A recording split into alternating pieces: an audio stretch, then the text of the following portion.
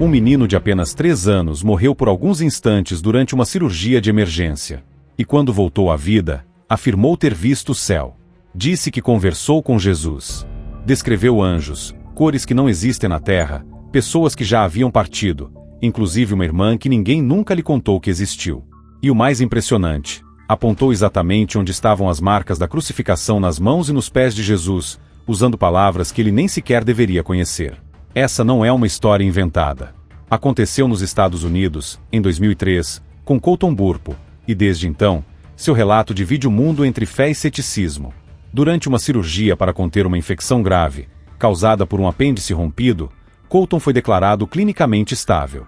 Mas ao acordar, começou a falar com tranquilidade sobre um lugar onde não existia dor, tristeza nem escuridão.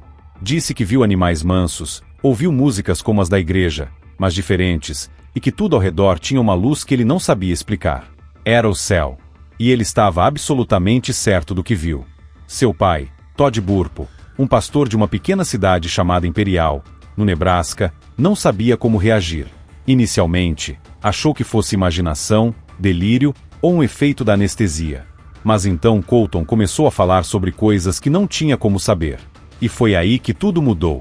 Alguns meses depois da cirurgia, durante uma simples conversa no carro, Colton olhou para os pais e disse, com naturalidade: "Vocês sabiam que eu tenho 2 irmãs?" Todd e Sonja se entreolharam, confusos. "Você tem só uma irmã, a Cassie", respondeu a mãe. Colton então corrigiu: "Não, mamãe. Você teve um bebê que morreu na sua barriga, lembra? Ela me disse isso no céu." Os dois congelaram. Colton nunca tinha ouvido falar sobre o aborto espontâneo que a mãe sofreu anos antes. Era um assunto que nunca havia sido discutido nem dentro da família. Mas o menino continuou. Disse que conheceu a irmã, que ela o abraçou e estava feliz por ver alguém da família por lá. Com o tempo, os detalhes se tornaram ainda mais difíceis de ignorar. Colton começou a descrever o céu com uma precisão assustadora. Falou sobre cores que não existem aqui, montanhas e campos sem nenhum tipo de sofrimento. Disse que viu leões com os quais brincava, e que todos os animais eram mansos. E afirmou que só havia dia. Nada de noite, nada de medo, nada de maldade. Em uma das entrevistas, quando perguntado se havia música no céu, ele respondeu: "Sim, música como a da igreja, mas diferente. Tinha trompetes. Tinha sinfonias. Eu ouvi muitas coisas." Mas foi a forma como ele descreveu Jesus que mais impressionou o pai. Em um momento, Colton deixou cair os brinquedos que segurava, se levantou, apontou para as palmas das mãos e para o topo dos pés, e disse: "Os marcadores de Jesus estão aqui. Foi aqui que eu vi." Ele chamava as marcas da crucificação de marcadores. Todd ficou em choque. Nunca haviam usado esse termo em casa. E Colton não apenas descrevia Jesus como uma figura de luz, mas dizia com segurança que ele usava uma túnica branca com uma faixa roxa, e que desceu graciosamente para recebê-lo. A cada novo relato, o pai tentava encontrar uma explicação lógica. Mas nada se encaixava.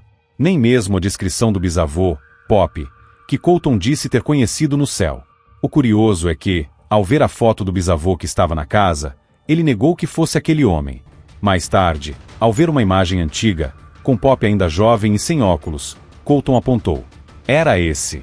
O menino nunca tinha visto aquela foto antes. E tampouco conheceu o bisavô em vida. Tudo isso começou com uma simples dor abdominal, durante uma viagem ao Colorado. Os médicos inicialmente descartaram apendicite. Quando o quadro piorou, já era tarde demais. O apêndice havia se rompido, espalhando infecção por todo o abdômen de Colton. Todd e Sonja passaram dias se culpando, achando que poderiam perder o filho por negligência médica. Mas contra todas as previsões, ele sobreviveu. E voltou com memórias que mudariam completamente a vida da família.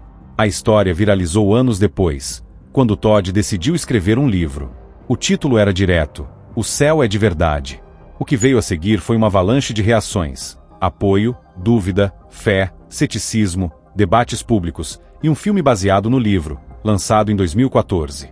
Mas antes de tudo isso, existia apenas uma pergunta que nenhum dos pais conseguiu responder. Como Colton sabia de tudo aquilo? Depois que Colton começou a falar sobre o céu, nada mais foi como antes na casa dos Burpo. No início, Todd e Sonja tentaram manter a discrição. Achavam que era algo muito íntimo, que não deveria se espalhar. Mas a cada semana, novos detalhes surgiam. E todos tinham algo em comum. Colton não apenas lembrava com clareza, ele acreditava profundamente em tudo o que dizia. Ele não falava como uma criança que sonhou com algo bonito. Ele contava como alguém que viveu aquilo. Eram memórias nítidas, quase impossíveis de duvidar. Ele dizia que as pessoas no céu tinham asas, de tamanhos diferentes, e que usavam vestes brancas. Disse que havia luz por todos os lados, mas não do tipo que machuca os olhos. Era uma luz boa, como ele descrevia. Disse que não havia doenças, nem tristeza, que todos estavam felizes. E que, além dos leões, viu muitos animais que pareciam brincar livremente com as pessoas. Mas o que deixava tudo ainda mais intrigante era a ausência de medo. Colton não falava com reverência ou mistério. Falava com simplicidade, como se estivesse descrevendo o quintal da própria casa. Em entrevistas, ele dizia que o céu parecia a terra sem pecado. Com nuvens, grama e montanhas, mas sem escuridão, sem dor e com muitas pessoas. E que havia cores novas. Todas as que temos aqui, e mais algumas que não existem na terra, explicou. Para Todd Sonja, o maior desafio não era entender o que o filho dizia. Era aceitar que aquilo podia ser real. Todd era pastor. Lia a Bíblia diariamente. Acreditava nas promessas divinas. Mas nada o preparou para ouvir o próprio filho dizendo que conversou com Jesus. Quando questionado sobre como era Jesus, Colton sempre dizia: ele usava uma túnica branca com uma faixa roxa. E tinha olhos gentis. Mas sempre voltava ao detalhe das marcas. Os marcadores estavam nas mãos e nos pés. Todd começou a revisar suas próprias pregações. Começou a reler as passagens sobre o céu. E uma, em especial, ficou gravada em sua mente. Olho nenhum viu, ouvido nenhum ouviu, mente nenhuma imaginou o que Deus preparou para aqueles que o amam. 1 Coríntios 2:9. Será que aquele versículo estava se cumprindo? Ali, dentro de sua própria casa? As coisas tomaram outra proporção quando amigos próximos e membros da igreja começaram a ouvir a história. A reação era quase sempre a mesma: espanto, silêncio e depois, lágrimas. Alguns duvidavam. Outros se emocionavam profundamente. Mas ninguém saía indiferente. Foi nesse contexto que veio a sugestão. Todd, você precisa escrever um livro. No começo, ele resistiu. Não se achava escritor. Muito menos queria transformar o que o filho viveu em um produto. Mas, depois de muita oração, algo inesperado aconteceu. Uma editora entrou em contato. Sem saber de nada, ofereceu um contrato. Era como se a decisão já tivesse sido tomada por algo maior. Em 2010, o livro Heaven is for Real foi lançado. A narrativa era direta, sincera, sem floreios. Contava os bastidores da crise médica, o sofrimento dos pais e, principalmente, o que Colton dizia ter visto. Em pouco tempo, a obra se tornou um fenômeno editorial. Mais de 500 mil de cópias vendidas. Traduções para diversos idiomas. Convites para entrevistas em canais de TV. E, 4 anos depois, em 2014, o filme foi lançado. O longa-metragem O Céu é de Verdade foi dirigido por Randall Wallace e estrelado por Greg Kinnear e Kelly Haley. Colton foi interpretado por Connor Corum. A produção buscou fidelidade ao livro, mostrando não apenas as experiências sobrenaturais do garoto, mas o drama real da família, o medo de perder um filho, o conflito entre razão e fé e a dificuldade de explicar o inexplicável. A recepção foi polarizada. Muitos viram o filme como um testemunho poderoso. Outros, como uma dramatização exagerada de algo que jamais poderia ser provado. Mas uma coisa era inegável: a história havia tocado milhões. A família, por outro lado, tentou manter a normalidade. Todd continuou seu trabalho como pastor. Sonja cuidava dos filhos. E Colton crescia. Em uma publicação feita anos depois, Todd escreveu: estamos vivendo uma vida normal. Não houve mais viagens ao céu. Mas Colton ainda se lembra de tudo com clareza. E, de vez em quando, alguém nos para perguntar. A comoção havia passado. A exposição também. Mas para os Burpo, aquilo nunca foi sobre fama. Foi sobre fé. Sobre o que significa acreditar, mesmo quando não se entende. E talvez, para eles, o mais assustador de tudo nem tenha sido o que Colton viu. Mas o que ele sabia. Quando o livro se tornou um best-seller, algo inevitável aconteceu. Os olhos do mundo se voltaram para Colton. E com isso vieram as perguntas: Algumas legítimas, outras, implacáveis. Jornais começaram a investigar. Psicólogos deram entrevistas questionando a autenticidade dos relatos. E teólogos mais conservadores começaram a afirmar que o céu descrito por Colton não era exatamente o mesmo descrito na Bíblia. Começaram a surgir teorias. Alguns diziam que as visões do menino eram fruto da sedação durante a cirurgia. Outros acreditavam que ele ouviu conversas enquanto estava sob efeito de medicamentos e que sua mente infantil preencheu as lacunas com símbolos religiosos. Teve até quem dissesse que tudo não passava de invenção dos pais, uma forma de ganhar dinheiro com a fé alheia. Mas Colton parecia indiferente a tudo isso. Ele nunca tentou provar nada. Apenas contava o que viu. E em nenhum momento parecia hesitar. Durante uma entrevista ao canal Fox, o repórter perguntou diretamente: "Você tem certeza que foi ao céu?" Colton respondeu: "Não só fui, como lembro de tudo." Todd tentava blindar o filho o máximo possível. Mas havia algo que ele não podia controlar: o tempo. Colton estava crescendo. E com o crescimento, vieram novas memórias. E uma, em especial, que mudaria para sempre a forma como a família via o que aconteceu.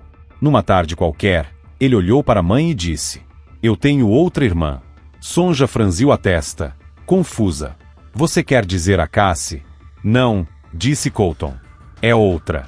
Ela morreu ainda na barriga. Mas ela está no céu. E ela disse que está bem." O mundo de Sonja parou. Ela começou a chorar na mesma hora.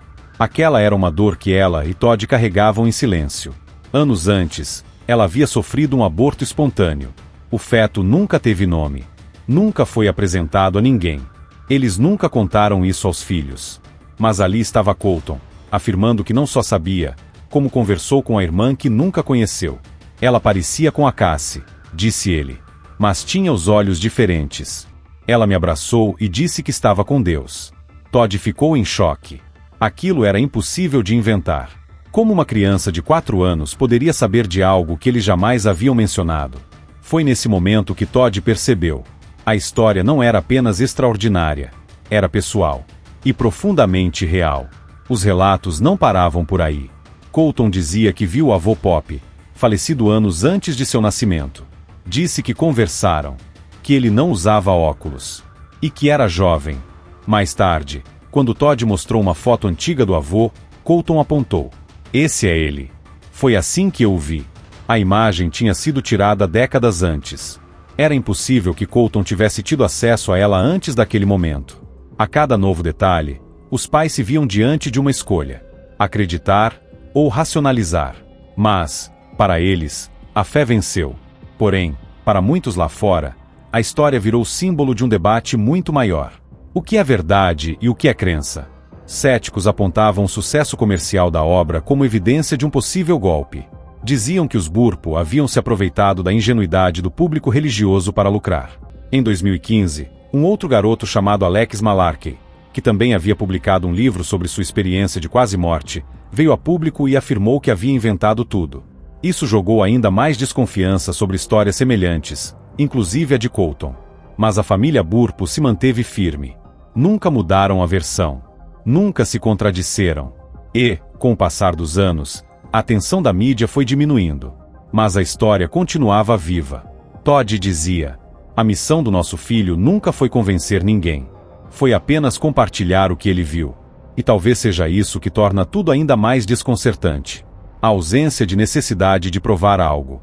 Colton nunca tentou se mostrar especial. Apenas diferente. Ele não se tornou pastor, nem se dedicou a liderar igrejas. Seguiu a vida, cursou faculdade, fez amigos e raramente fala sobre o passado. Mas quando perguntado, ele ainda mantém a mesma resposta: "Eu estive lá. Eu vi Jesus. E o céu é real." Para algumas pessoas, isso basta. Para outras, é só mais uma história bonita. Mas para a família Burpo, foi o acontecimento que mudou tudo. Eles não ganharam apenas um milagre. Eles ganharam uma missão. Há de lembrar o mundo de que a vida não termina aqui.